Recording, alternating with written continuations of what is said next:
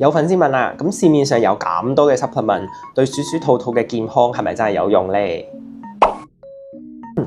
咁我諗呢個問題咧，咁好主要就要睇翻視乎嗰個動物佢自身嘅需要咁樣啦。咁舉例啦，以天竺鼠嚟講嘅話咧，因為佢哋冇辦法自己製造足夠嘅維他命 C 啦，咁所以咧佢就需要靠食物去取得嘅。咁所以維他命 C 嘅補充品對天竺鼠嚟講咧就會比較重要嘅。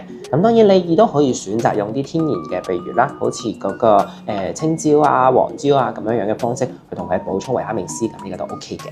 咁至於其他咧，當然坊間仲有好多唔同嘅健康產品嘅品類啦。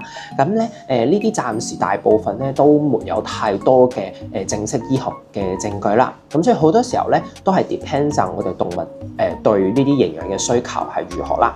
咁係呢件事我就會建議咧大家 base on自己動物嘅健康需要啦，咁可以同家庭醫生或者同你哋嘅獸醫去做一個討論。想了解更多嘅寵物資訊，記得關注我啦！我係 Dr. Steven，同你一齊守護家中每一位珍寶。